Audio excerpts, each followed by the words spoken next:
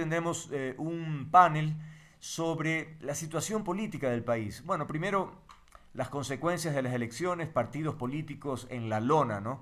Los super mega tradiciones, partidos políticos tradicionales hoy por hoy no logran ni siquiera un 1%. Es una vergüenza que los partidos políticos no logren, sobre todo ellos que supuestamente tienen una infraestructura, deberían estar cerca del pueblo, bueno, no logran ni siquiera el 1% de la votación nacional.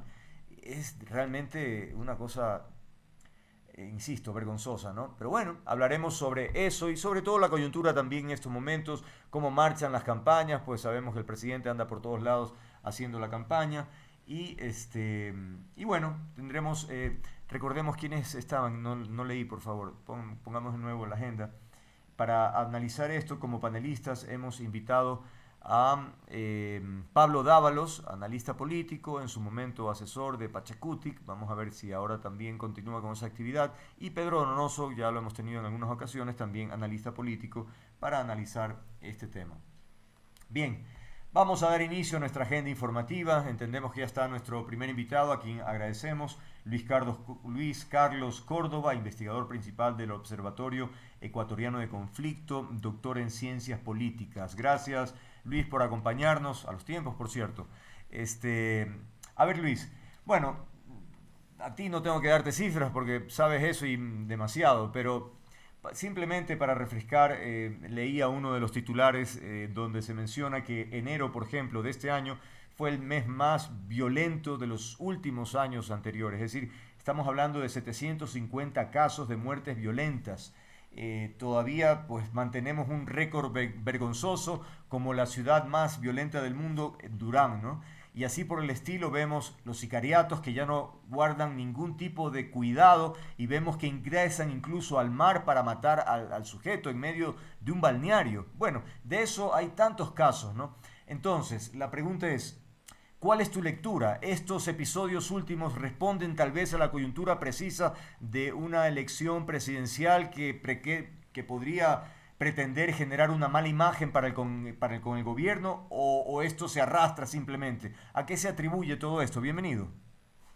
Muy buenas tardes, Andrés. Gracias por la invitación. Efectivamente, es un gusto a los tiempos volvernos a encontrar en este espacio y un saludo también a tu audiencia. Gracias. Yo creo que hay varias factores que se han ido apuntando en torno a este estallido de violencia del mes de enero y de lo que va del año 2025. Mm, Uno de ellos hace hincapié en la mutación de las estructuras criminales producto de este fenómeno cucaracha que se produce cuando al detener o al neutralizar a los líderes de las organizaciones, estas organizaciones tienden a atomizarse mm, y adquirir lógicas beligerantes incluso entre los ex aliados. Esta podría ser una razón. Otra razón que tiene mucho que ver es precisamente con la nula política de depuración del Estado respecto a la infiltración criminal dentro del aparato estatal. Y yo quiero ahí a no hablar, que generalmente lo suelo hacer, de las infiltración en las instituciones de seguridad. Quiero más bien referirme a algo que es mucho más complejo y menos abordado, que es la infiltración criminal en las estructuras de compras públicas. mm. Y lo digo por dos elementos que son A ver. decidores en los últimos tiempos. Ujú. El último que pasó ayer y anteayer, el ministro del Interior y el ministro de Defensa, como gran decisión, anuncian la creación de una fuerza de tarea para el hospital Increíble, sí. de Guayaquil y para brindarles a los funcionarios. Teodoro Pero lo que no Maldonado. se enteran estos dos caballeros que dirigen el Frente de Seguridad es que a un ex director le asesinan en su casa. Al otro ex director financiero le secuestran cerca del centro de Guayaquil. Es decir, el problema no está en el edificio. Ellos creen que hay que cuidar el edificio Claro. blindándole de militares y policías. Pero nadie se pregunta por qué es lo que está haciendo el gobierno para depurar el sistema de compras públicas. Y ahí hay otro dato que es el que complemento y cierro. Desde el 2020, esta es una investigación periodística súper importante, desde el 2020 se incrementan los contratos a proveedores ligados al crimen organizado. Y resulta que entre el 2020 y el 2024 se otorgan una cantidad, decenas de contratos a los líderes de las organizaciones criminales a las que persigue el ejército. Es Pero, decir, mientras el ejército está en las calles persiguiéndoles a los supuestos zampones, los zampones que viven además en Isla Mocolí, en barrios muy aniñados del país, dirigen contratación pública para seguir haciendo sus negocios. pero hay Entonces, evidencia de esa vinculación. Puede ser grandes empresarios, puede ser lo que sea, pero el chip o el valor agregado estaría en la cercanía con esta actividad irregular. ¿Hay evidencias de algo así? claro, el documento, yo les invito a revisar la investigación que se publicó en Plan B. Se titula Contratistas y Criminales, cómo los GDO contratan con el Estado. Y ahí se pone con nombres y apellidos que, por ejemplo, el famoso negro Tulio de los Chone Killers tendría contratos, 15 contratos, por más de 4.175.000 dólares. Leandro Norero, que era el otro famoso líder de los financistas de los Lobos, Mm, dos contratos por más de 3 billones y así se podría ir analizando. Entonces, ¿qué me parece importante decir, Andrés? mm. El problema de la violencia, este estallido de la violencia, tiene mucho que ver con la disputa por dos factores centrales. Primero, por seguir sometiendo instituciones públicas a una lógica criminal. Y segundo, porque evidentemente hay políticas y hay decisiones institucionales que son contraproducentes para la violencia criminal y en vez de disminuirla, la gatillan, la catapultan. Y es eso realmente lo que me parece explica mucho de este último estallido. Los gobiernos, al parecer, tienen muchas ganas siempre de públicamente hacer un ejercicio de fuerza. Recordemos la primera vez que este gobierno anunció que se tomaría Durán, toda la caravana, la parafernalia, los fusiles, las tanquetas, y a las finales pues no se logró nada. Y como tú mencionabas hace un momento, eso de pretender custodiar las paredes de un edificio es absurdo, o controlar el ingreso, como que si no sé, pues realmente la investigación va por otro lado. Es decir, ¿qué es lo que está faltando? ¿Es inteligencia o es decisión política o es ignorancia? ¿Por dónde va el tema? Bueno, yo pienso que hay varios elementos también. El primero que lo he dicho, el gobierno de Noboa lamentablemente no cuenta con cuadros políticos en el frente de seguridad para afrontar un desafío complejo como este. Ya. Si nosotros miramos quiénes han sido los ministros y ministras, no han sido sino gente de su núcleo cercano de amistades. Mm, Son amigos del claro. presidente. No tienen otro mérito que no sea ese. Segundo factor, no hay un enfoque de gestión de políticas públicas para enfrentar el tema de la inseguridad.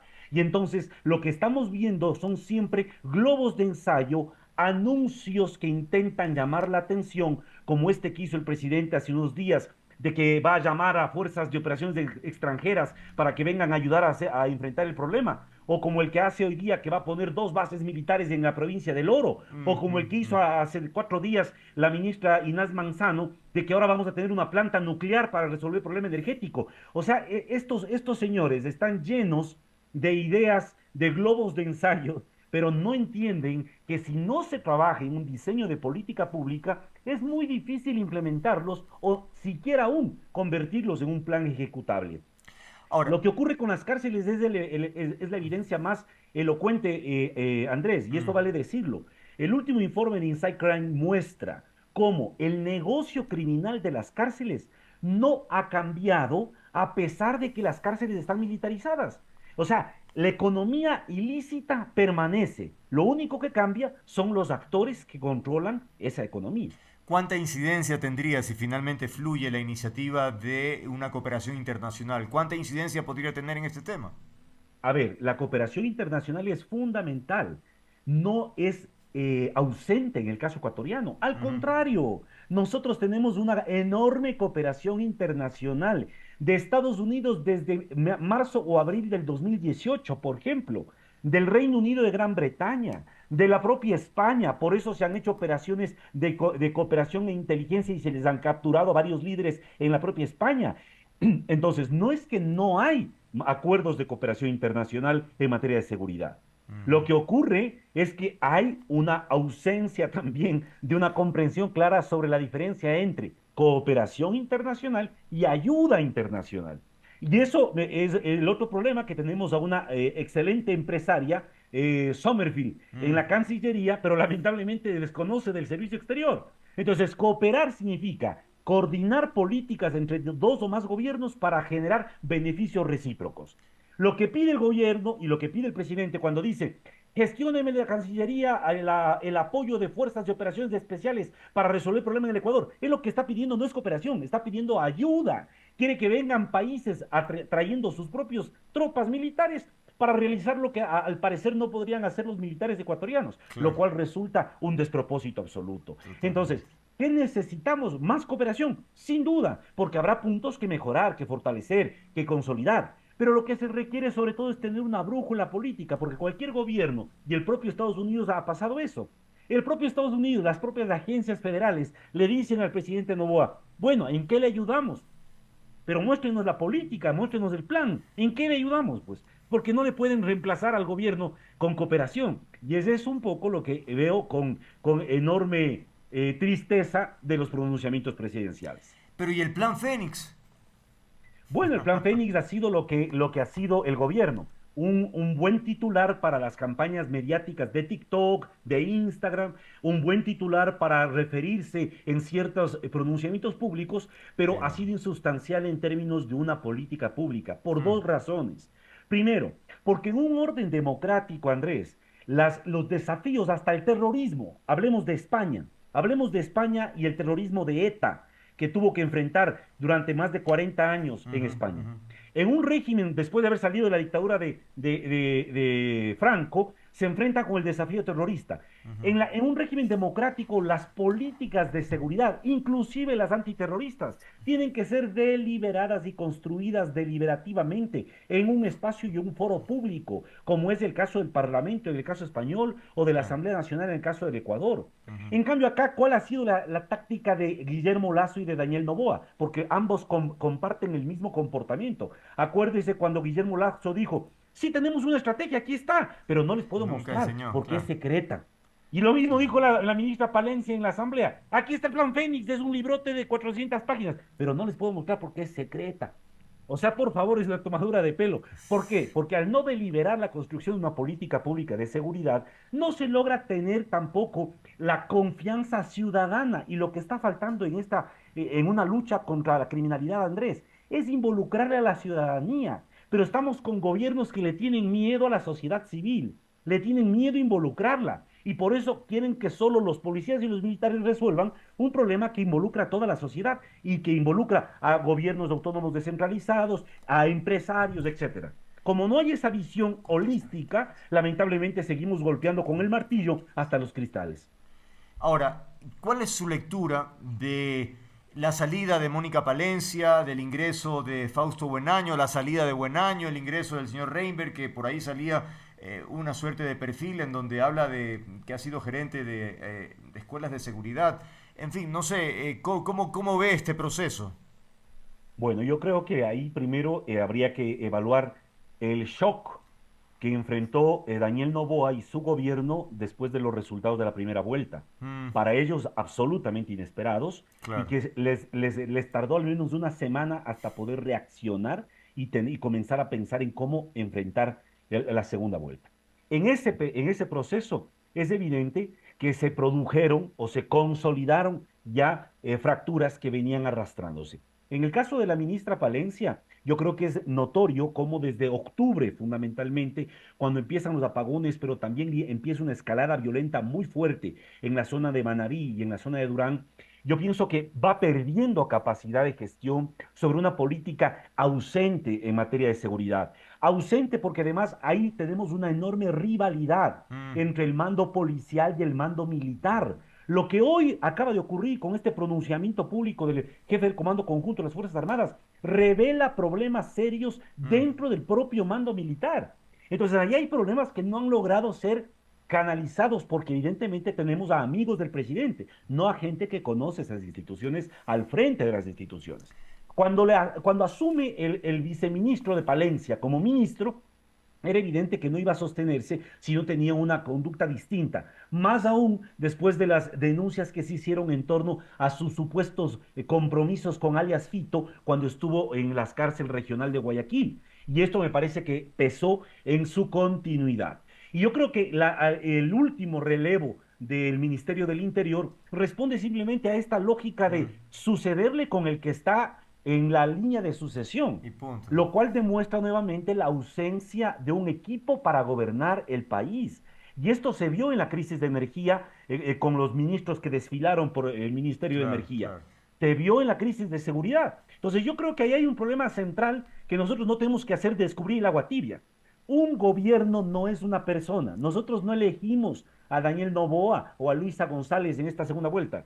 Elegimos a gente que tenga capacidad de consolidar un equipo de gobierno, porque requieren un enorme equipo de gobierno para enfrentar los graves problemas del país.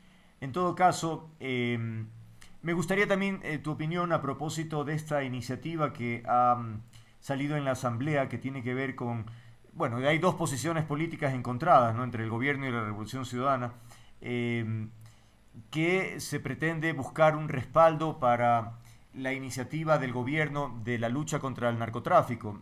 ADN dice, quien no está de acuerdo con nuestra iniciativa, es que debe ser narcotraficante, mientras que la Revolución Ciudadana habla de que se trata de una estrategia política electoral para decir, bueno, fíjense ustedes, han apoyado nuestra iniciativa. ¿Por dónde va el tema?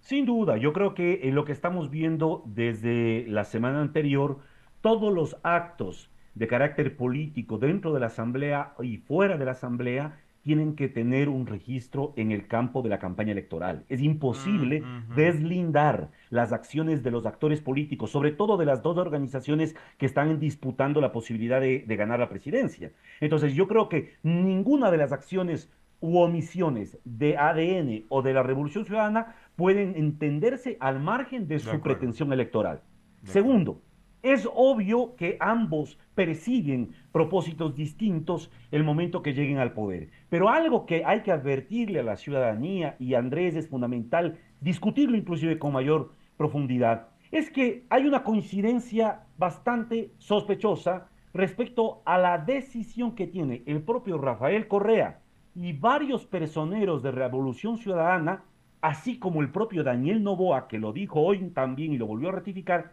de ir a una nueva asamblea Así constituyente. es. Es decir, aunque parecería que ambas organizaciones nos están pintando un mundo diferente y van a ser gobiernos muy distintos, etcétera, etcétera, bueno, allá hay que decir al país, si hay una certeza hoy por hoy de esta segunda vuelta electoral, es que gane Luisa o gane Daniel, el país nuevamente va a enfrascarse en un proceso de desinstitucionalización con una nueva asamblea constituyente. ¿Y cuál es ahí realmente lo que les nutre, les interesa tanto a Correa como a Novoa de la asamblea constituyente?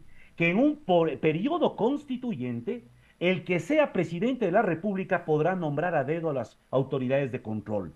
Y ahí tendremos un Estado con un traje a la medida, o para Novoa o para Luisa González. Caso contrario, no se entiende por qué tanta laraca respecto a Mm, esto. Y es ujú. un tema que muchos no lo mencionan, pero me parece que es el central para el país. Panorama desalentador, sin duda. Gracias a nuestro invitado Luis Carlos Córdoba, investigador principal del Observatorio Ecuatoriano de Conflicto, doctor en ciencias políticas, siempre por dar esa orientación, esas luces sobre temas tan específicos y técnicos. Nuevamente, gracias y que tengas una buena tarde. Gracias también, Andrés. Un abrazo. Abrazo. 17:30, amigas, amigos, tiempo de una pequeña pausa, venimos ya, de inmediato.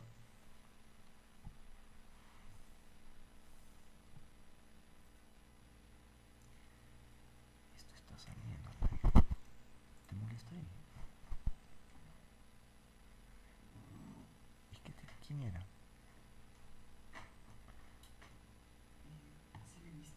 No, ¿quién? Ah, ¿le vi qué cosa?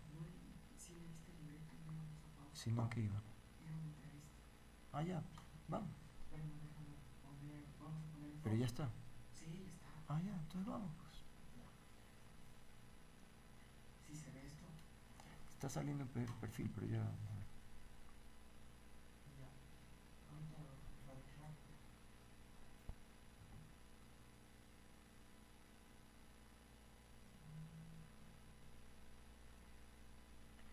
Pero, a ver.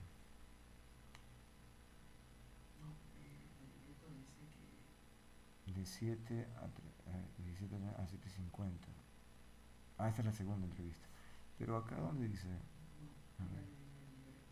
Dice, situación de seguridad del país, muertes. Situación de seguridad. ¿Dónde dice qué cosa? ¿Qué dice? Que viene la pregunta, que va a la entrevista.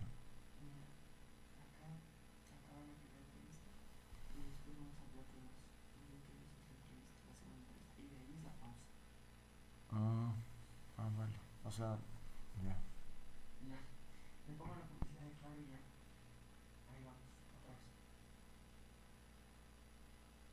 Este 2025 los paquetes prepago Claro están a full con todo lo que te gusta y todo lo que haces. A full con la mayor cobertura, a full con más gigas para que te conectes por más tiempo. A full en YouTube y TikTok con gigas gratis para que no pares de compartir. Cambia el chip, tú también puedes ser full Claro.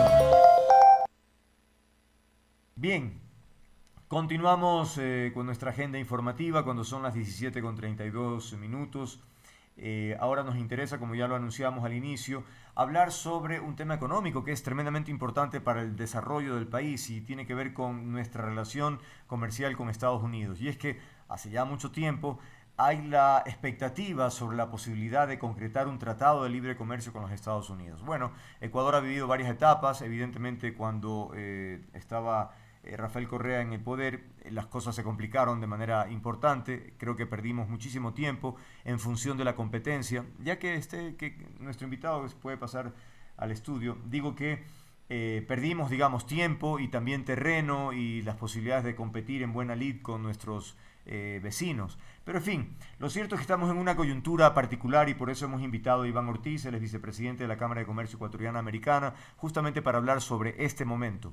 Hay una expectativa de que ya en los próximos meses se pueda cerrar este tratado. Sin embargo, hay algunos factores exógenos que podrían complicar, por ejemplo, las elecciones en nuestro país. Me pregunto cuán importante para ellos puede ser quién gane y quién llegue a la presidencia. Puede ser que el panorama varíe. No sé si eso podría ser un elemento a considerar. Bienvenido. Empecemos por ahí, Iván. Gracias, Andrés. Sí se me escucha bien, solamente quiero confirmar Sí, aquello. sí, muy bien, todo bien. Gracias.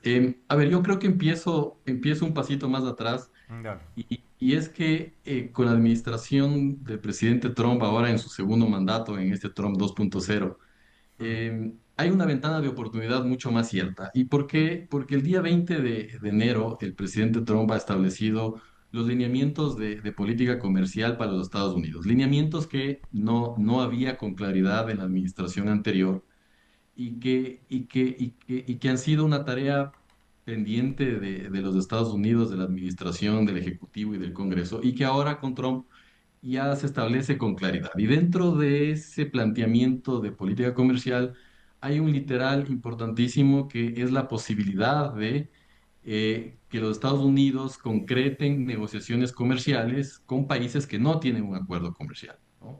Y eso abre esa oportunidad para que el Ecuador, al ser uno de los únicos países de la costa del Pacífico que no tiene un acuerdo comercial, pueda meterse en esa lista, Ahora, pero es ¿no? curioso, Iván, que desde el gobierno de Guillermo Lasso se dijo que las relaciones con Estados Unidos habían mejorado sustancialmente, había una relación de mucha cordialidad, acercamientos, con Noboa también, y se diga, hay estos acercamientos con personajes importantes de la política norteamericana, nuestra canciller pues también, o nuestra representante allá, la embajadora Baki, por ejemplo, también en su momento hizo grandes acercamientos. Entonces uno dice, con todo este ambiente, ¿por qué no se logra algo que parecería debería haber fluido mucho antes? La, la razón, Andrés, es que eso no depende únicamente de un proceso de negociación o de relación bilateral, no depende únicamente de la voluntad de un país, sino también de la política interna del otro país. Y en este caso, como mencionaba, en los Estados Unidos los últimos 5 años, el tema de comercio internacional y la agenda internacional de los Estados Unidos no ha priorizado el tema comercial. Mm, Iniciaron un acuerdo en la época de Trump, en el 1.0 iniciaron una negociación de un acuerdo comercial con Kenia, lo cual la siguiente administración lo dejó en stand-by y no progresó. mm, Y obviamente a lo interno de los Estados Unidos, tanto el Congreso como la propia administración no tenían en una agenda el comercio internacional, no pensando solo en el Ecuador, sino a nivel a nivel mundial. Y Ujú. dentro de eso, obviamente, todos esos acercamientos han servido, sin lugar a dudas, ese trabajo público-privado ha servido para elevar esa relación y que justamente ese impulso nos sirva ahora para que en esta ventana de oportunidad que hay un mandato claro del presidente Trump de política comercial, pueda el Ecuador estar incluido dentro de esta lista en los cuales los Estados Unidos quisieran entablar un acuerdo comercial y nosotros igual. ¿Cuándo crees que deberíamos tener ya el camino definido, si finalmente ocurre o no? También insisto con la pregunta inicial a propósito del impacto que pueda tener en estas negociaciones la presidencia para uno u otro personaje. Y es importantísimo eso, Andrés, porque obviamente la respuesta es evidente y clara. Los personajes que están alrededor ahora de la administración del presidente Trump, llámese el secretario Rubio, ha sido muy claro y tiene una posición muy fuerte en contra de Así los es. países comunistas como Venezuela, como Ujú. Cuba, como Nicaragua y con todo este esquema alrededor de estas vinculaciones. Por otro lado está el asesor para América Latina del Departamento de Estado, Mauricio Claver Carone, que también ha sido muy claro en que parte de la estrategia de los Estados Unidos es reducir la influencia de la China en la región. Entonces, obviamente, un gobierno que comulgue con estos lineamientos o con estos mismos esfuerzos va a tener mejores oídos en Washington, indudablemente, y los temas van a avanzar con una óptica totalmente diferente. Ujú. Pero llegamos bien. ¿Cómo están los tiempos? Me refiero a la elección presidencial, finalmente para la posible firma del tratado. ¿Cómo están esos tiempos?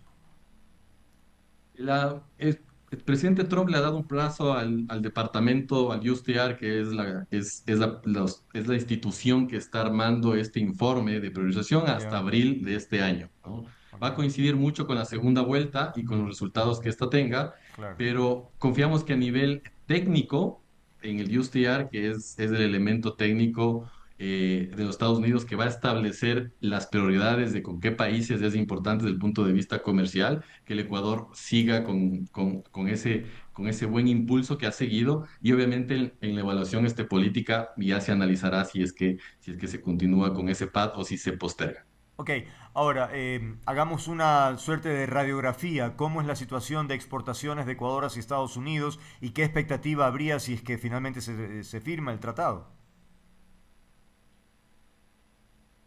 Bueno, Andrés, el Ecuador tradicionalmente ha tenido una balanza comercial no petrolera positiva con los Estados Unidos y la Así es. total igualmente es uno de los pocos países, yo me atrevería a decir que es luego de la Unión Europea en este año, pero tradicionalmente Mm, los Estados Unidos ha sido uno de los poquísimos países de dos que el Ecuador tiene una balanza comercial positiva, lo que quiere decir que estamos exportando más de lo que importamos. Segundo, somos economías complementarias, es decir, que lo que importamos de seguro. Estados Unidos va directamente al aparato productivo, combustibles, materias primas, bienes de intermedio, bienes de capital, y lo que compite con esta industria es algo muy poquito, ¿no? En segunda, por otro lado, lo que exporta el Ecuador a Estados Unidos tampoco riñe con la política industrial y la America First del presidente Trump, porque él está basado también en las grandes industrias americanas, que nuestros productos tampoco compiten con esas grandes industrias americanas. Sin embargo, al tener los países vecinos un acuerdo comercial en el cual la rosa colombiana no paga arancel versus la rosa ecuatoriana que Claro, paga casi 7% de claro. arancel, el brócoli guatemalteco que no paga aranceles para entrar a Estados Unidos versus el brócoli ecuatoriano que paga cerca del 15% y así Imagínate. hay una cantidad de ejemplos, Andrés, que Claro. podemos mencionar. El llegar a un acuerdo comercial en la parte de bienes va a hacer que haya más exportaciones y al haber más exportaciones va a dinamizar el empleo. Y el empleo en zonas en donde ahora las necesitamos mucho, brócoli, Sierra Central, atún en Manta, en la costa, y que son zonas que necesitan generación de empleo formal ahora que estamos padeciendo con esta inseguridad, ¿no es cierto? Entonces, desde ese punto de vista, las esperanzas que tenemos en concretar un acuerdo comercial a futuro con los Estados Unidos, lo que para nosotros resultaría es en la generación de empleo.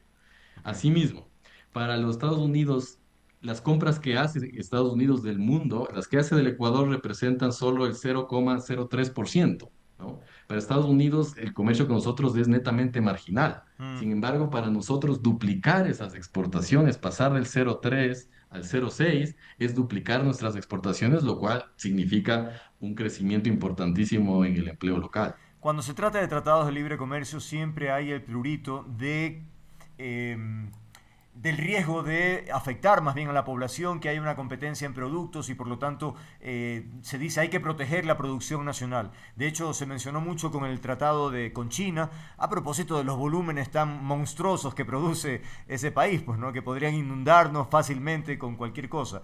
Me pregunto, ¿esa no es la misma figura con Estados Unidos? No, indudablemente que no, Andrés. Primero son economías estamos hablando de una economía de mercado versus de una economía de no Hmm. mercado, es decir, que las exportaciones que vienen de la China tienen grandes cantidades de ayudas estatales, no solamente Claro. económicas para hacerlos más baratos, sino también el sistema productivo de la Ujú, China es también alejado de los ujú, principios de derechos humanos y laborales. Por ujú. lo tanto, el costo de los productos de la China vienen a costos como ya los conocemos y no, esto no sorpresa a nadie, vienen a costos muy inferiores a lo que realmente es el costo real de ese Claro, producto. claro. Y a Ujú, eso se llama en el argot internacional como prácticas desleales de ujú. comercio, ¿no? Right. Desde Estados Unidos no, porque Estados Unidos, al ser una economía de mercado, juega bajo los principios de oferta y demanda y obviamente el costo laboral es totalmente diferente en los Estados Unidos que en China. Los derechos laborales son también totalmente diferentes en Estados Unidos y China y por lo tanto eso se refleja en los costos de los productos y a su vez en la internacionalización. Entonces, los miedos, digamos, de un acuerdo comercial con China son entendibles por la gran fábrica Uf, que tienen instalada la capacidad y los precios artificialmente bajos claro. versus a la producción de Estados Unidos, que como digo, es complementaria a la del Ecuador y no competidora. De cara a la probable firma de ese tratado con Estados Unidos, me pregunto, ¿puede hacer algo el Ecuador en este tiempo? ¿Qué tipo de gestiones se pueden prever de forma de, entre comillas, presionar? Porque es difícil presionar a Estados Unidos, pero en definitiva, ¿qué puede hacer el país? Bueno, Andrés, hemos estado en estrecha coordinación con el gobierno porque esto es un esfuerzo público-privado, Ok, indudablemente. claro. Hemos estado en constante contacto con los ciertos representantes del Congreso americano, con algunas autoridades de las pocas que están nombradas, porque también esa es una dificultad. No todas las autoridades en materia comercial han sido ratificadas por el Senado de los Estados Unidos.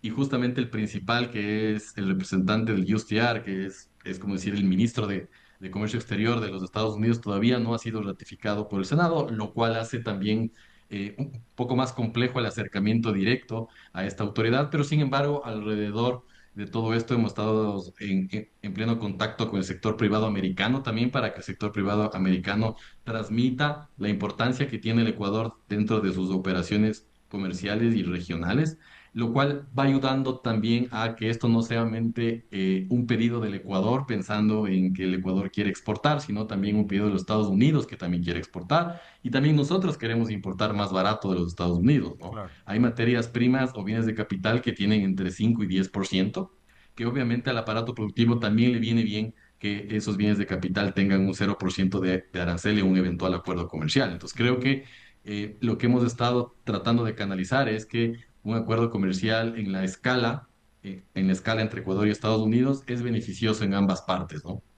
Ahora, Ecuador está de todas maneras sufriendo o pagando la factura de algunos gobiernos que en función de su interés ideológico anteponen el comercio y parecería que deberían ir por separados. Estamos hablando de un tema técnico que beneficia al país y que más bien tiene que haber apertura porque efectivamente vemos ejemplos en la región tan exitosos como el de Chile, Uruguay, en fin, en donde hay una libertad y por lo tanto es un ganar-ganar y que finalmente todos saquen provecho y la producción y la calidad de vida mejore de los ecuatorianos en este caso. Ese ha sido uno de los objetivos que como sector privado hemos estado impulsando en los últimos años y es que la política comercial y esa apertura de mercados y esa apertura a acuerdos comerciales sea una política de Estado que vaya más allá de los gobiernos de turno y que se desancle, como tú bien dices, Andrés, de los aspectos ideológicos. Mm, Porque son relaciones finalmente económicas. Los productos de exportación y claro. las fábricas y los emprendimientos se tienen que vender y venderse a alguien y el mercado ecuatoriano cada vez es más pequeño, ¿no? Cada vez es más pequeño y vamos a necesitar vender internacionalmente.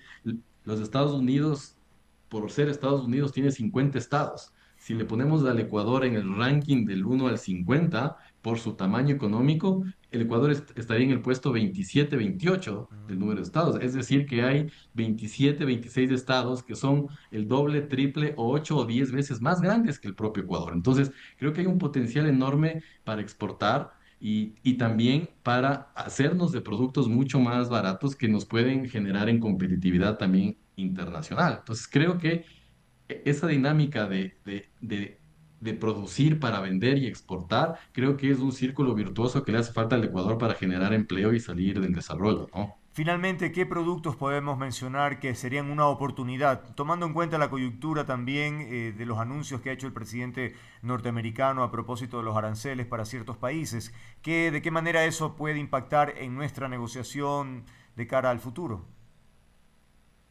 A ver, yo creo que lo importante es que la política del presidente Trump está enfocada en los países grandes desarrollados que compiten directamente con sus objetivos de industria, de industrias grandes en los Estados Unidos, ¿no? Él ha hablado mucho de corregir sus amplios déficits comerciales, con el Ecuador no lo tiene, Mm, y mm, habla de las economías mucho más grandes del mundo. Entonces, en esa línea, nosotros no somos México, nosotros no somos China, mm, mm, mm. no somos Australia. Entonces, creo que tenemos más oportunidades de que nuestros productos que son complementarios a su economía, obviamente se los vea en el tamaño adecuado.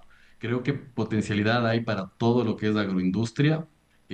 Ha crecido muchísimo en el mercado estadounidense el tema de agroindustria, pero por la Cámara, Andrés, han pasado emprendimientos casi que de todo tipo, te podría decir, desde manufacturas, estamos exportando baterías de vehículos, estamos exportando motores, generadores eléctricos. Mm. Hay una cantidad de los cables eléctricos, es uno de los rubros más importantes del ¿Ah, mercado, sí? perfiles de aluminio, Mm. que las manufacturas han crecido muchísimo. Entonces, creo que es un mercado amplio y grande y que la producción ecuatoriana es una producción de nicho, ¿no?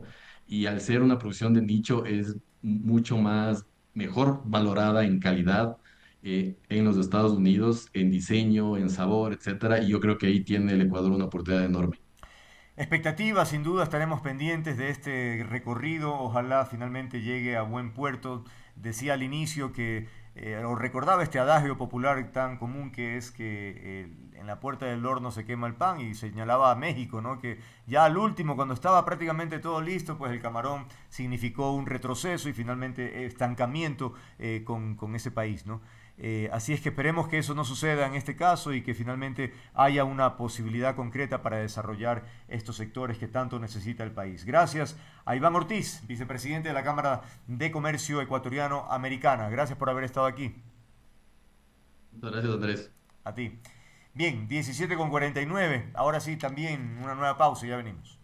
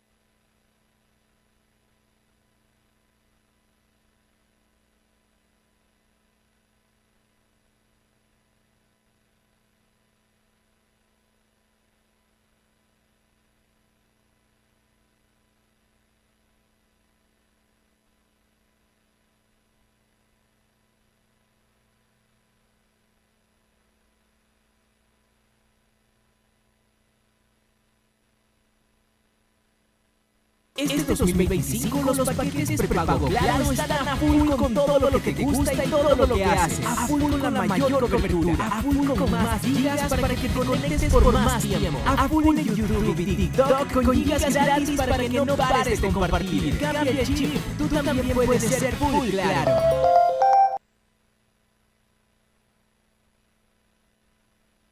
Continuamos, amigas, amigos, con nuestra agenda. Para el día de hoy anunciamos que nos interesa hacer una suerte de evaluación desde puntos de vista diferentes sobre lo que estamos viviendo políticamente hablando. Una situación, no sé si llamarla repetitiva en términos de confrontación en los partidos políticos, que es normal, pero hay características que eso me interesa abordar con nuestros invitados. No sé si tenemos a los dos ya, que pasen por favor a nuestro estudio principal para presentar a quienes van a compartir con nosotros esta conversación. Vemos ya en pantalla a Pablo Dávalos, analista político, no sé si todavía asesorando de alguna forma a Pachacuti, que Pablo ya me contará en algún momento, tuvo esa gestión. Y Pedro Donoso, no lo veo todavía, ahí lo vemos a Pedro, también analista político, a quien agradecemos también por compartir este espacio. Bueno, en esta primera ronda me gustaría que ustedes hagan una suerte de... bueno, hay una consecuencia después de las elecciones, de la primera vuelta, ¿no? A propósito, leía un titular sobre el declive de los partidos políticos tradicionales que no habían alcanzado ni un 1%. Yo comentaba al inicio que realmente es una vergüenza, ¿no? El hecho de la realidad de partidos que deberían estar fortalecidos en sus bases, con una infraestructura interesante y que finalmente obtengan un respaldo más considerable. Sin embargo, vemos que eso no ha sucedido. La pregunta sería ¿por qué? ¿Cuál es la lectura que ustedes tienen?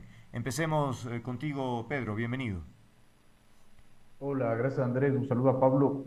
Creo que, digamos, estamos viviendo momentos en donde tenemos una profunda crisis de representación, pero no quiero geolocalizar la discusión en los partidos políticos. Es decir, el partido político evidentemente es una evidencia de, ¿cierto? Pero está sucediendo cosas en el Ecuador y yo creo que en toda Latinoamérica, ¿no? Por ejemplo, el Latinobarómetro que revisaba recién del 2024 nos dice, por ejemplo, que solo un 8% de los ecuatorianos confían en el otro, es decir, 8% confianza interpersonal, un 13% finalmente cree que el país ha progresado o progresa, un 80% cree que la distribución de la riqueza es injusta y muy injusta, y un 81% cree que el poder está concentrado, digamos, en pocos. Sin embargo, cuando tú haces la pregunta de su familia cómo está, un 53% dice que su familia está progresando y un 74% de la gente se siente satisfecha con su vida. ¿Qué podemos colegir de esto? Que finalmente tenemos una crisis de representación colectiva, digamos, ¿no? Es decir, que de una u otra manera quizás yo estoy mucho mejor como persona natural, individual o familiar, pero que no encuentro una representación, digamos, colectiva, y no es partidos políticos solamente, ¿no es cierto? Es decir, gremios empresariales, sindicatos, medios de comunicación. Entonces, yo diría finalmente que la crisis de partido es una parte de la crisis que estamos viviendo en el Ecuador, que es bastante grave, evidentemente, porque son los partidos los que finalmente deberían tener el gran objetivo de gobernarnos, pero hay una crisis mucho más profunda y muchas veces lo que hacemos de análisis solo nos quedamos concentrados en analizar el ámbito de la política y no finalmente lo que está mucho más allá y lo que provoca estos fenómenos, ¿no? Pablo, su lectura sobre este punto en particular. Bienvenido. Hola Andrés, muchísimas gracias por la invitación. Un saludo muy cordial también a Pedro y por supuesto a todas las personas que nos acompañan a través de este espacio. Definitivamente, Andrés, puede constatarse una polarización del debate político. Una polarización que copa absolutamente todo el sistema político y no deja márgenes más allá de tres grandes fuerzas que disputan esta transición política, que son, de una parte, la derecha, representada por el presidente Noboa, de otra parte, la Revolución Ciudadana y, en menor lugar, el movimiento social con el movimiento indígena. Fuera de eso, en los márgenes, si tú quieres, la polarización le ha pasado factura absolutamente a todos los partidos, de izquierda, centro y derecha. Y esta es la nueva configuración del sistema político. Muchos de los partidos, al acumular dos tarjetas amarillas, por así decirlo, es decir, no tener el número que el CNE califica como mínimo para su pertinencia y permanencia en el sistema político, tendrán que pasar a tener tarjeta roja. Es decir, como que se ha depurado el sistema político, como que en adelante esta transición que estamos viviendo será jugada básicamente por tres jugadores, ¿no? Tres grandes jugadores y los otros partidos políticos pasan a los márgenes, no van a jugar más allá de ser aliados coyunturales para un determinado partido, pero realmente se juega entre Daniel Noboa, entre la Revolución Ciudadana y el movimiento indígena. Esos son los actores que están definiendo la coyuntura de transición en la política del país, al menos son resultados de las últimas elecciones. Ahora bien, también este proceso ha dejado secuelas. He escuchado también el reclamo, la queja de varios representantes del movimiento Avanza, por ejemplo, hablar sobre administración de recursos económicos oscuros que no han tenido claridad y que no saben en dónde se invirtió. En fin, son lecciones a propósito de la ligereza de alquilar un movimiento simplemente para participar, la inconsistencia ideológica. Realmente es lamentable, es una tragedia para el país, creería, el que haya tanto vacío de conciencia política de servicio, sino más bien por llegar a un puesto, Pedro. Sí, totalmente de acuerdo, cosa que no es nuevo, digamos, ¿no? Este mal, digamos, lo vivimos ya desde hace muchísimo tiempo. Somos, yo siempre repito esto, un país de candidatos sin partidos, de partidos sin candidatos y candidatos y partidos sin ideología, digamos, ¿no? Es decir, aquí el candidato anuncia su intención de llegar a una dignidad y después finalmente ve por qué partido ir, cosa que en un ordenamiento político, digamos, maduro, eso es una locura, ¿no? Porque claro, no es que finalmente tienes que convencer a tu familia para poder lanzarte, tienes que convencer a las bases de un movimiento, ¿no? Entonces, claro, claro. sí, evidentemente, ¿no es cierto? Y además esto retrasa, ¿no es cierto?, la gran discusión del debate finalmente de propuestas, del debate finalmente de los cómo y no de los qué. Es una radiografía muy triste, ¿no es cierto? Porque además eso también, digamos, se extrapola a la gobernabilidad, que creo que es la gran pregunta, ¿no es cierto?, del Ecuador del siglo XXI, ¿no? Es decir, esta lógica de la gobernabilidad, ¿cómo finalmente yo voy a sostener una gobernabilidad antes finalmente en el 2023, por ejemplo, ¿no? Producto de la violencia, con una fragmentación en la asamblea, con un movimiento, por ejemplo, construye con 28 legisladores que no tardó, digamos, un mes en desgranarse, ¿no? Entonces, son ciclos, yo diría, por ejemplo, si es que se da una elección de la Asamblea Constituyente, vamos a tener otra configuración. Entonces, son ciclos en tanto y en cuanto no entendamos que, en cambio, hay que fortalecer a los partidos políticos, ¿no es cierto?, comunidades de pensamiento ideológico y sobre todo de aplicación de la gobernabilidad. Pero eso también requiere finalmente un esfuerzo de la ciudadanía y de la sociedad. Además, para dejar, digamos, esta capacidad que tenemos de la demagogia antipolítica, digo yo, ¿no? De siempre creer que todo pasa por la política y que todo es culpa de la política. Por eso introduje, digamos, este tema de que creo que la crisis de la representación colectiva va mucho más allá de los partidos. Los partidos quizás son la evidencia más clara de las cosas, pero también tenemos otra crisis, digamos, de representatividad colectiva más grave, ¿no? Pablo, cuando hablamos de esa representatividad política, claramente tú mencionas a la derecha con Daniel Noboa y luego hablas del correísmo, pero no mencionas a Luisa González, tal vez porque hay ahí un doble liderazgo. A pesar de que Rafael Correa, prófugo de la justicia, no se encuentra en el país, parecería estar más presente que nunca en toda la campaña, antes, después, en fin, hay una presencia muy fuerte. ¿Eso cómo se interpreta? Es decir, viene a ser un aspecto que puede ser contraproducente para con Luisa González o más bien fortalece su candidatura, la presencia de liderazgo de Correa. Creo, Andrés, que esto no está cerrado todavía. Vamos a tener elecciones próximamente, pero estas elecciones no cierran la transición política. La transición política sigue y la disputa por la transición política sigue.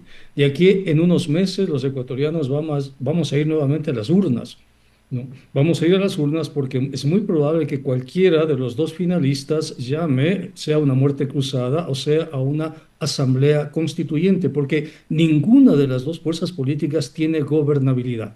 Ninguna de las dos. Así es. Eso significa que cuando hablamos de fuerzas políticas tenemos que identificarlas como fuerzas políticas, no como personas.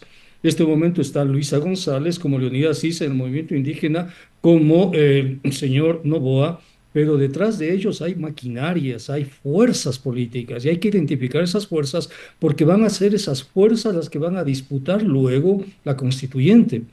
Es decir, en la constituyente que se nos viene dentro de unos meses o la muerte cruzada que se viene dentro de unos meses, son estas tres grandes fuerzas políticas las que van a entrar a disputar.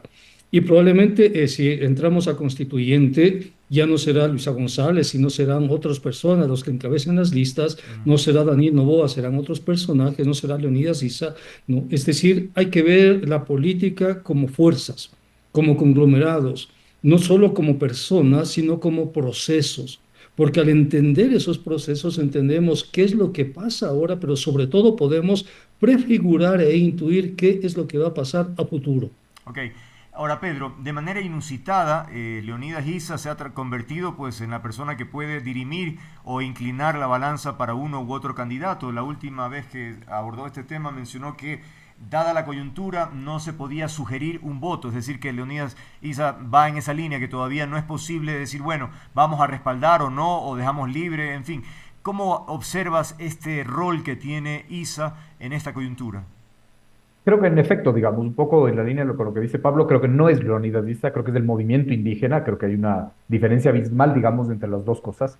Creo que de una u otra manera el movimiento indígena lo que está haciendo es entrando en un proceso de negociación, porque si tomamos la tesis de Pablo de que estamos en un proceso transitorio, ¿no es cierto? Empieza, digamos, a abrirse brechas en donde tienes que negociar.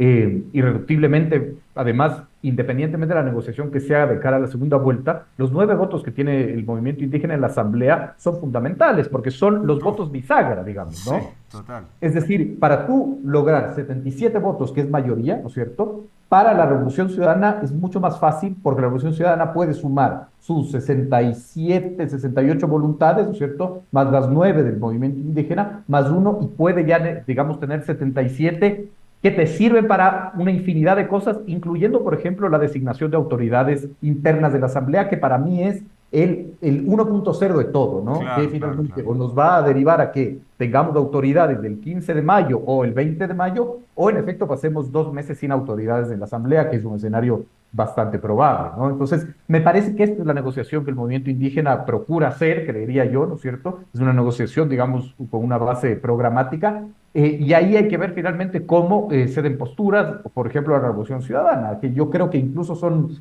si me preguntan a mí, son agendas que no están, digamos, conectadas, es decir, el no extractivismo del movimiento indígena frente al extractivismo de la Revolución Ciudadana. Yo no sé qué grises puede haber ahí, Pablo, quizás evidentemente con mucho más conocimiento puede aclarar eso, pero creo que es mucho más factible que tengan una negociación en ese sentido que con Novoa, pero eso no quiere decir que la negociación vaya a ser fácil.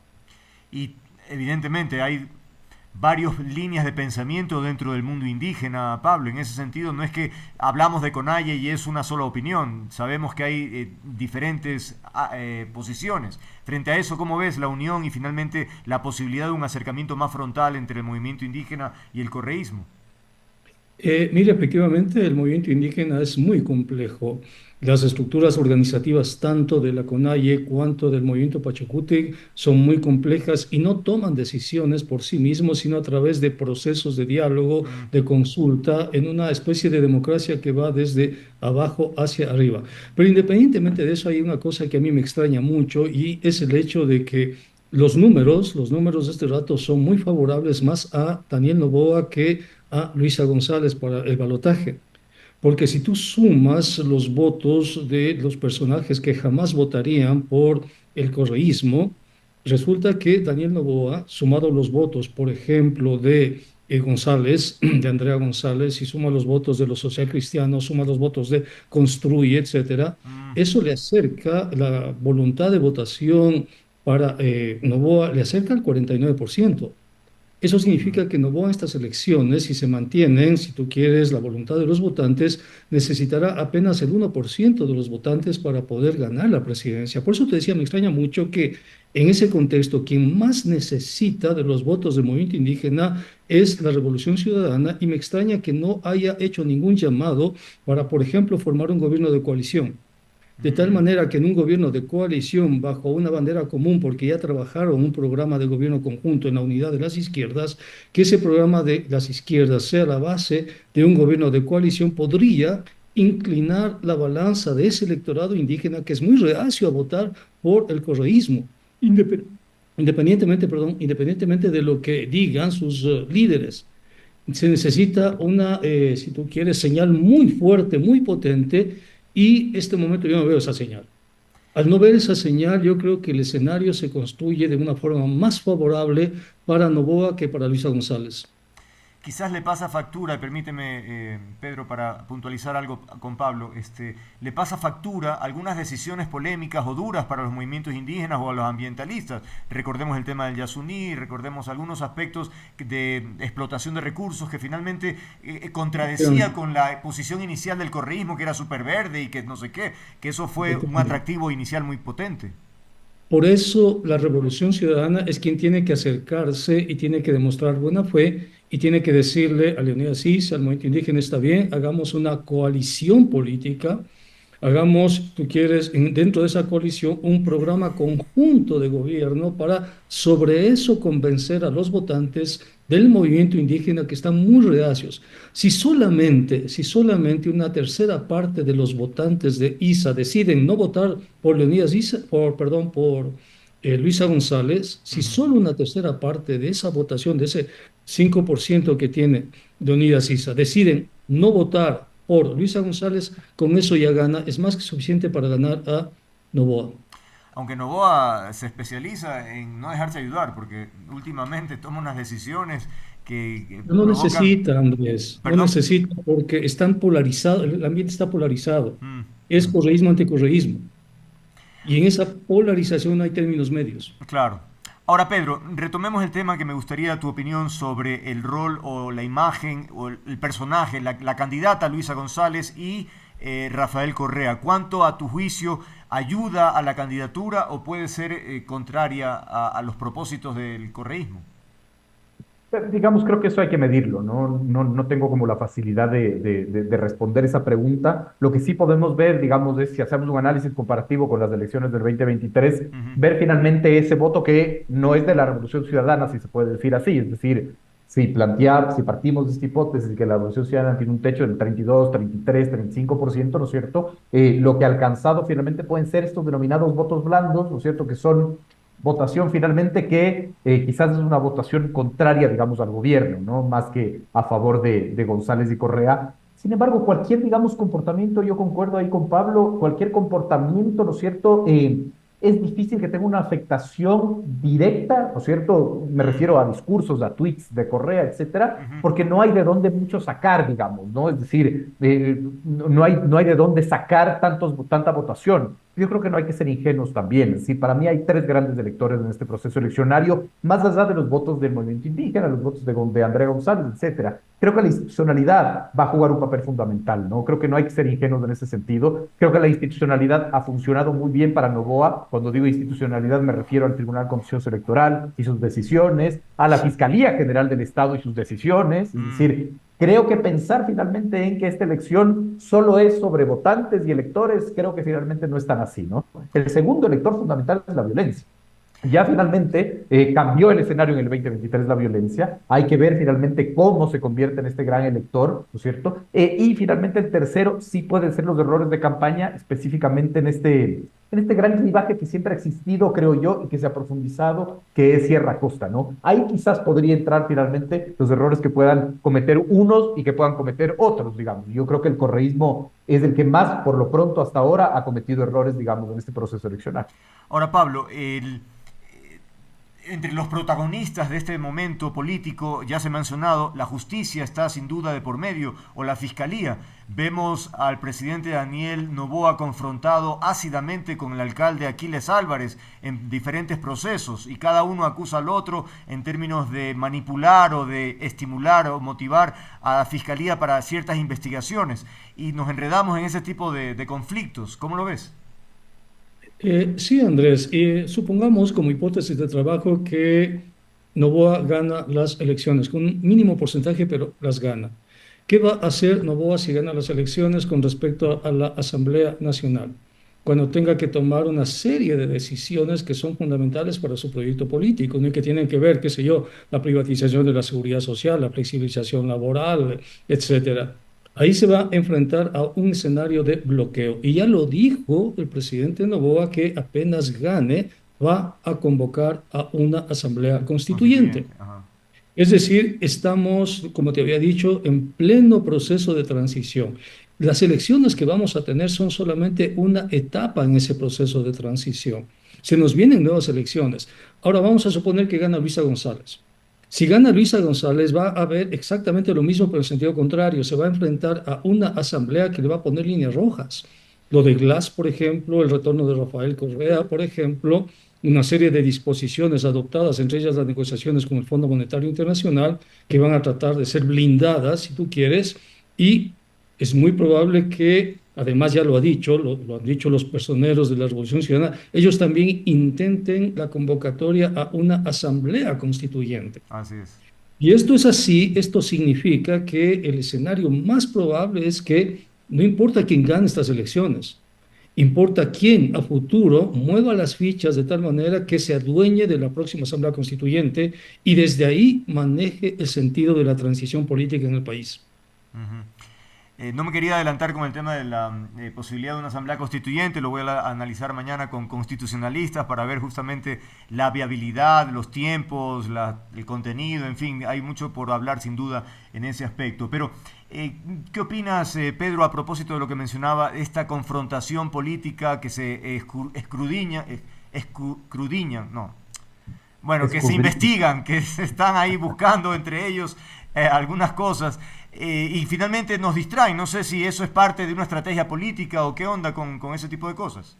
Pero digamos, no solo creo que son distractores, sino son la evidencia finalmente de cómo puedo utilizar el Estado a mi favor, digamos, ¿cierto? Eh, Todos los presidentes lo han hecho, todos los poderes finalmente lo han hecho, pero digamos, ahí viene un poco la preocupación de cómo la institucionalidad se vuelve un nuevo elector, digamos, ¿no? Claro. Pero además, no solo eso, y creo que también cometemos varios errores en los análisis cuando pensamos mucho en el 15 de mayo o en el 25 de mayo y no pensamos en estos 2 meses. Este país tiene que ser gobernado hasta el 24 de mayo. Obvio. Y ahí finalmente también entra, ¿no es cierto?, un gran elector que es la factura que tiene que pagar el gobierno, digamos, si se equivoca o si acierta, digamos, ¿no? Es decir, este juego de la gobernabilidad desde el poder y la gobernabilidad desde la oposición, digamos, ¿no? Porque además hay que regresar a ver finalmente a cómo está la asamblea compuesta hoy, ¿no? Es decir, la RC tiene 10 asambleístas que no fueron tomados en cuenta para la reelección, sea cual sea la razón. ADN lo propio, hay 5 asambleístas de ADN que hoy forman parte de la bancada que se lanzaron, digamos, a las elecciones por otro movimiento. ¿Van a seguir en la bancada de ADN? ¿Cómo se tiene que manejar eso y procesar eso? Hay una agenda legislativa preocupante en la Asamblea Nacional, reformas al Código Orgánico Monetario Financiero, es decir, hay un montón, digamos, de reformas que se están discutiendo y este país tiene que ser gobernado hasta el 24 de mayo. Creo que ese también es un importante lector, ¿no? Algo que desalienta, al menos de manera particular, aunque también es repetitivo, no es ningún fenómeno nuevo, Pablo, tiene que ver con la calidad de los aspirantes que quieren llegar a la Asamblea. He escuchado algunas entrevistas de jóvenes, casualmente los dos de ADN, uno de 19 años y la chica de 22 años, que están absolutamente perdidos en el mundo político y entonces yo al menos siento angustia que esas personas finalmente pretendan trabajar leyes y entonces sabemos que lo que son simplemente operadores que tengan que actuar como les digan. Insisto, esto no es nuevo, esto está en todos los movimientos y partidos, pero es lamentable, digamos, que finalmente no haya la posibilidad de tener una esperanza de una asamblea distinta. Va a ser exactamente lo mismo o quién sabe si hasta peor. Es probable eso, ¿no? Pero hay un dato que me parece interesante, Andrés, y es el hecho de que los asambleístas de Pachacute, todos, sin excepción, tienen títulos de cuarto nivel. Y es un bloque integrado básicamente por mujeres, Vaya. mujeres indígenas. Entonces, eso salió en los medios de comunicación, no sé si los viste. Es el bloque con el mejor nivel educativo de toda la Asamblea Nacional. Hay PhD también en la Asamblea Nacional, pero definitivamente lo que señalas es absolutamente real, porque son simplemente fichas de un tablero de ajedrez que no se juega en la Asamblea, que se juega en las bases del movimiento indígena por fuera de la Asamblea, que se juega en Bélgica o en México, que se juega en las instalaciones de la bananera Novoa. Y la asamblea solamente es el sitio donde finalmente votan, donde finalmente hacen una especie de simulacro, pero el sitio real del poder está en otro lado. No está en la asamblea, debería estar en la Asamblea Nacional, pero no está. Si gana Novoa, el sitio real del poder estará en la Corporación Novis, estará en las instalaciones de exportadora bananera Novoa. Si gana la Revolución Ciudadana, el sitio real donde se tomen las decisiones, se marque la pauta, el tiempo, el ritmo de la política, estará sin lugar a dudas en Bélgica y en México. Y si el movimiento indígena decide oponerse, decide hacer manifestaciones, levantamientos, ¿no? Las decisiones provendrán de su entramado comunitario, organizativo, ¿no? De la Asamblea Nacional. Entonces es interesante, por eso te decía al inicio, identificar los procesos políticos, porque en la Asamblea se van finalmente a definir aspectos que ya han sido consensuados, negociados, pensados previamente. La Asamblea no va a ser el espacio para pensar la política, sino simplemente para tomar decisiones que ya fueron asumidas por otros actores. Pedro, ¿funciona el estilo de gobierno personalmente me refiero, de Daniel Noboa, un personaje que no es particularmente expresivo, que no parece conectar con la gente o con tragedias, los cuatro de las Malvinas, solo por mencionar uno? Es decir, y sin embargo, pues tiene un respaldo. Ese respaldo, ¿a qué lo atribuyes? ¿A ser a personas que simplemente no quieren el correísmo o porque realmente están convencidos de la línea que plantea el presidente Noboa? Creo que es muy complejo responder sin una profunda investigación social. Es decir, creo que la gran conclusión es que hay que investigar socialmente qué está pasando, digamos, ¿no? Si nosotros nos vamos a 6, 8, 9 o 10 meses atrás, finalmente, a Guillermo Lasso, por menos, ¿no es cierto?, tenía unos niveles de aprobación y valoración gigantescos. Es decir, Así Guillermo es. Lasso no nos dejó 14 horas sin luz, ¿no? Es decir, este es un presidente que finalmente ha hecho cosas que el manual te dice que no hay que hacer y sin embargo no ha tenido una afectación. ¿A qué le atribuyo? No tengo la capacidad para responder a aquello. Hay, digamos, un montón de hipótesis derivadas, ¿cierto? Pero finalmente este es un presidente que sin un proyecto político, sin además tener claros cuáles son, ¿no es cierto?, su comportamiento, ni siquiera ideológico, sino práctico, ¿no? Es decir, este es un presidente que uno lo catalogaría de derecha, ¿verdad? Pero que un día se levanta y lanza un tuit que dice tenemos 27% de aranceles con México. Es decir, yo no tengo la capacidad, digamos, de posicionarlo conceptualmente en dónde está, digamos. Es un presidente, además que viene con esta línea geopolítica, ¿no? Que se podría decir Trump, Bukele, Milei, Noboa, ¿no es cierto? De no sabes qué esperar finalmente, Claro. ¿no? No sabes a qué enfrentarte. Es muy difícil, digamos, como establecer las razones. Creo que de una u otra manera también la dinámica social es distinta, ¿no? Este libro de Byung-Chul Han, ¿no es cierto?, El aroma del tiempo, lo que te plantea es cuando se atomiza el tiempo, ¿no es cierto?, ya es como muy difícil que tú establezcas cronologías y por lo tanto responsabilidades. Entonces ya después no sabes quién era el presidente que me dejó sin luz 14 horas, o por último si es el presidente de quién era la culpa, ¿no? Claro. Está todo tanto trastocado y hay una entropía política tan profunda, yo creo que del caos también, digamos, surgen estas figuras.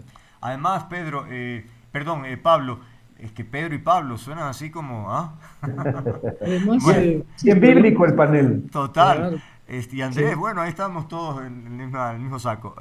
Pablo, eh, digo, la cereza del pastel para tratar de definir lo que sentía dificultades Pedro, es que el propio presidente Noboa ha mencionado que él se siente de centro izquierda. Entonces, ¿cómo empata toda su gestión, su autodefinición y con los hechos sobre la mesa? ¿Qué mismo es, a tu juicio? Sí, el presidente Noboa es un representante directo de los grupos oligárquicos más importantes del país. Su padre es el principal de exportadora bananera Noboa, que es un holding empresarial que agrupa varios monopolios y oligopolios, tanto verticales como horizontales, y su tía pertenece a otro holding empresarial muy importante que es el consorcio Novis. Estos grupos empresariales tienen ramificaciones en otros negocios, por ejemplo, la minería.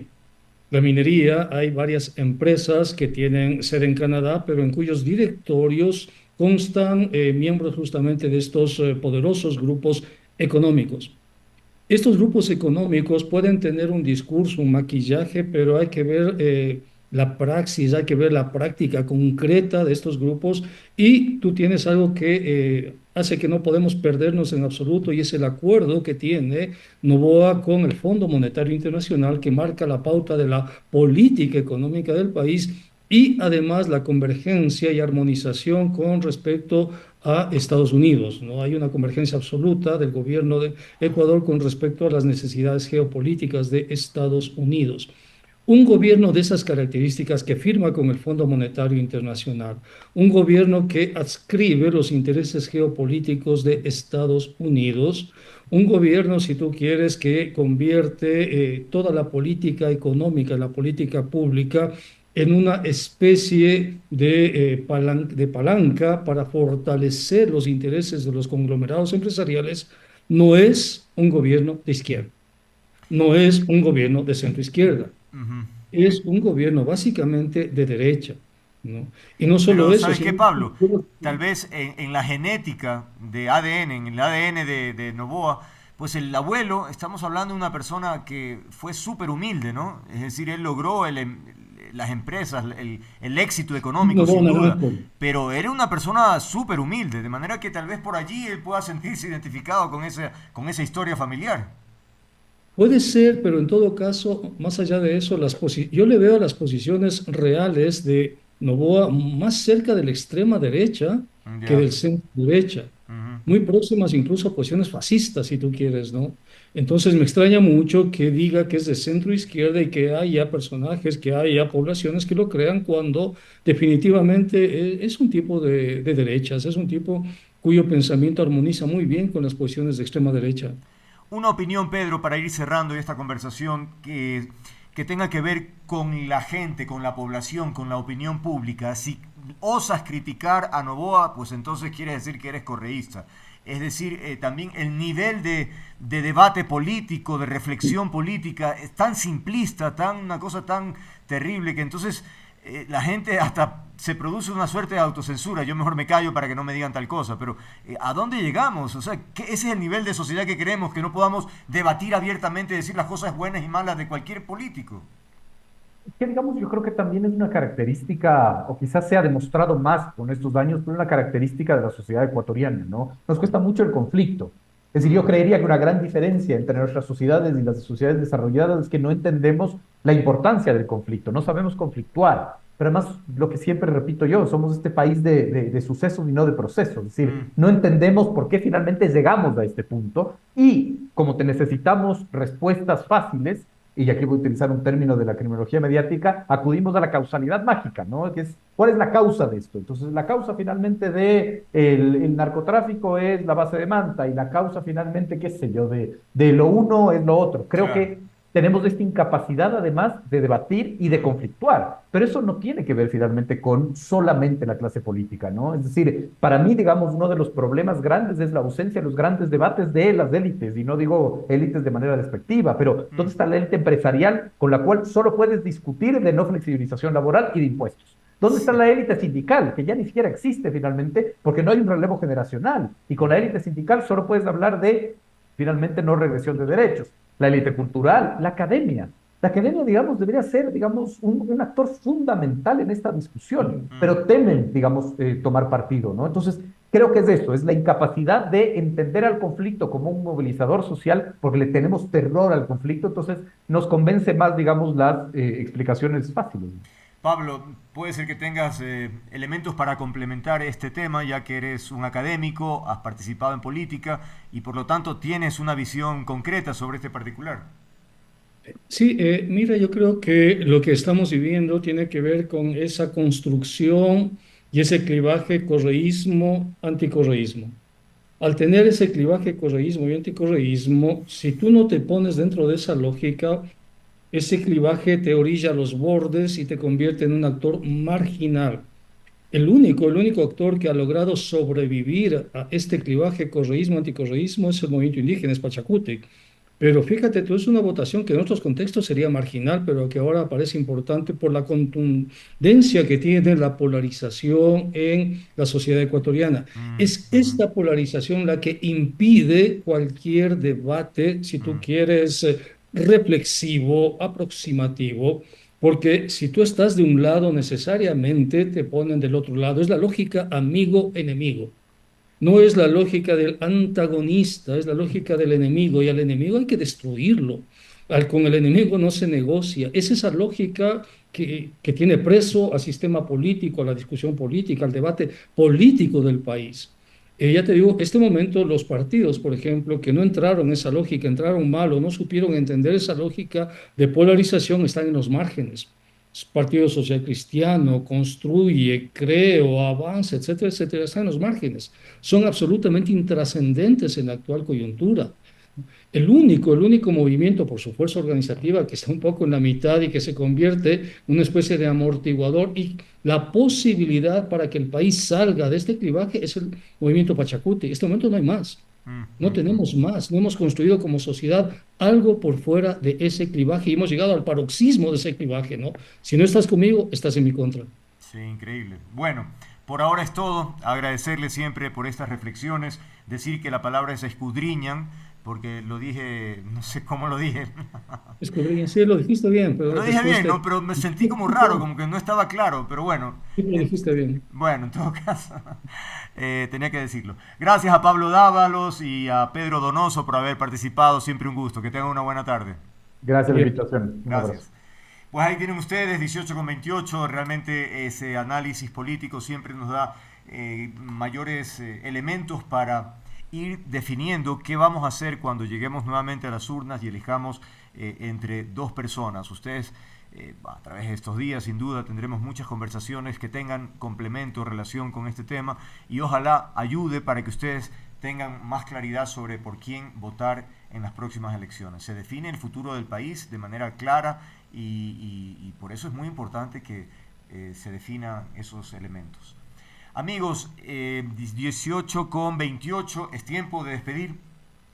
Pero recuerden, me encanta lo que hago, disfruto interactuar con ustedes. Si quieren encontrarme, aquí estoy, estaré comprometido con el periodismo, con las ideas, con los afectos. Un apapacho, los espero siempre. Chao, chao.